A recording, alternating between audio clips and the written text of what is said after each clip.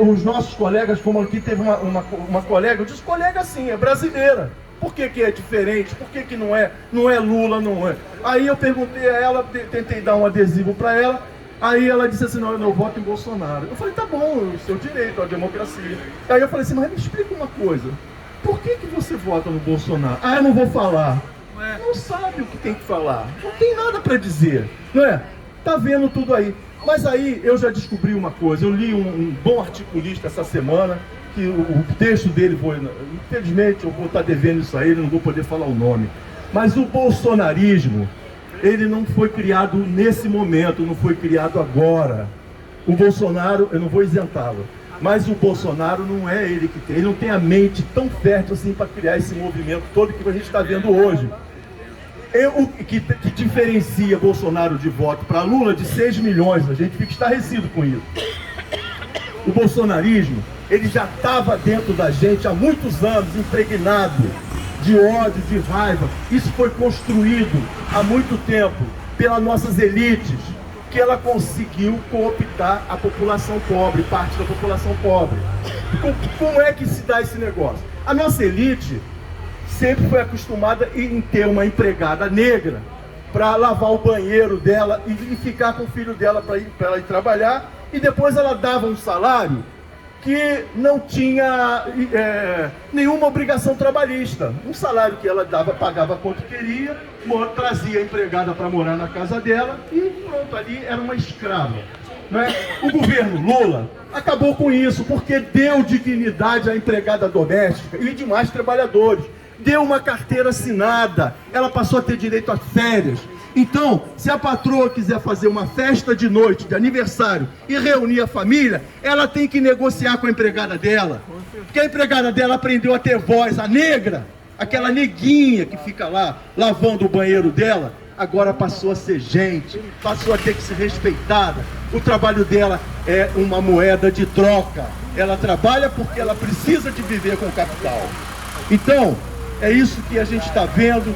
Quem é o bolsonarismo não começa agora. O bolsonarista vem ainda de uma índole que a parte da elite brasileira ainda traz do tempo da escravidão.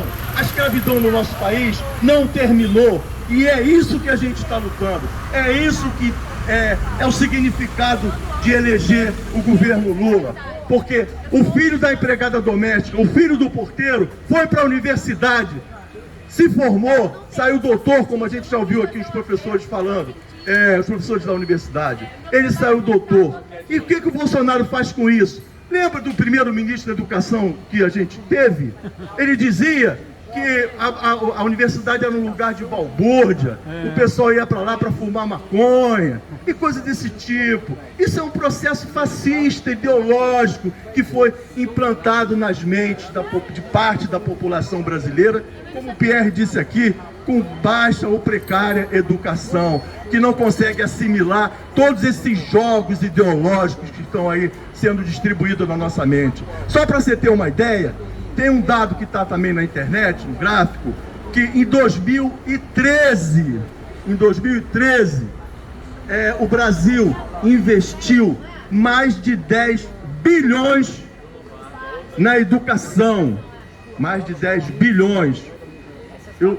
O meu dado falha agora se esse número é da universidade também, ou é só da universidade. Mas eu vou só dar um número assim, o quantitativo. Era mais de 10 bilhões, chegava quase a 12 bilhões na educação. Hoje esse número é só das universidades, tá? Me lembrei agora. Hoje esse número está em 4,5% em 2022 no governo Bolsonaro. Então caiu de quase 12 bilhões o investimento na universidade para 4,5% nesse momento. É um processo todo de desmantelamento. Tinha um rapaz da Venezuela que estava aqui, ele veio me perguntar assim de manhã cedo, a gente estava começando, armando aqui o nosso circo. Aí o rapaz perguntou assim, depois eu descobri que ele é venezuelano. Ele falou assim, pô, mas cadê o jovem? Cadê o jovem aqui? Só tem velho? Eu falei, meu amigo, os jovens estão dormindo porque eles foram para a universidade, fizeram um ato lindo na Praça do Gragoatá ontem à noite, foram tomar cerveja depois do ato, que eu acredito, e agora estão descansando. Agora é hora da gente que acorda mais cedo tá aqui. Eu vou ficar por aqui, gente, tem muito mais coisa para falar, mas eu volto em outra hora para liberar aqui o microfone.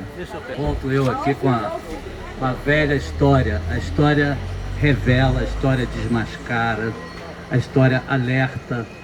A história tem mil utilidades, né? Chamam até de mestra da vida. Então eu gosto muito de fazer relações entre tempos históricos diversos para encontrar ou semelhanças ou diferenças. Eu costumo viajar bastante. Quem é de história e gosta, viaja no tempo com muita facilidade, né? Então eu viajo para aqueles anos ali, imediatamente posteriores à Primeira Guerra Mundial, tá?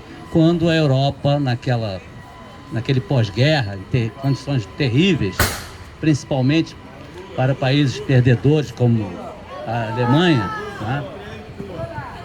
Então a gente viu as coisas acontecendo, os movimentos sociais e políticos se inflamando, tá? E a esquerda dividida e a direita se unindo. Então isso foi um processo que se deu em vários países europeus no pós-guerra, e na maioria deles o resultado foi que esses países caíram sob regimes ditatoriais. Os mais famosos são a Alemanha nazista do Hitler, a Itália do Mussolini, mas não só isso. A Espanha entrou também com Franco, Portugal com Salazar, na Grécia generais tomaram o poder, na Polônia, enfim, proliferaram os regimes autoritários naquela época. Interessante é que a coincidência não, mas a relação histórica de 100 anos, porque nós estamos vivendo exatamente 100 anos depois do pós-guerra, tá? na humanidade ocidental. Então eu vejo, por exemplo, tive discussões até com jovens ali perto do Plaza, eles fazendo, panfletando e tal. Jovens, inclusive, que eu dizia, olha, é hora de união, não é hora de divisão da esquerda. Essa divisão aconteceu, por isso que nós estamos aí tensos para o segundo turno. A união, por exemplo, da esquerda, tá? Ele defendia até o Péricles, da Unidade Popular. A esquerda tem que se unir, tá? A esquerda tem que se unir e não se dividir. Eu tenho notado vozes críticas por essa frente, gente inclusive da esquerda. Não pode, a hora é de união, a hora é de... não pode ser uma hora de omissão, tem que ser hora de assunção da luta, tá? E nós, que não fazemos parte aí de grandes movimentos, assim como eu, tá? A gente tem que trabalhar como a formiguinha. Nós temos que fazer até o dia 30, nós temos que fazer esse trabalho, como está sendo feito aqui, tá? E é importantíssimo isso aí, tá? A história, ela traz lições muito úteis com as experiências anteriores, né? Entendeu? O ovo da serpente é uma expressão que é muito usada, né? Que você vê a serpente, hoje ecologicamente, hoje isso não é bem correto não, mas você vê o ovo, dizem que o ovo da serpente, eu nunca vi, ele é transparente. Ali os filhotes estão crescendo em gestação, estão em gestação ali, e as pessoas veem e não fazem nada. Aquele ovo vai gerar inúmeras serpentes, quer dizer, essas serpentes seriam esses ditadores que apareceram na Europa e não se fez nada.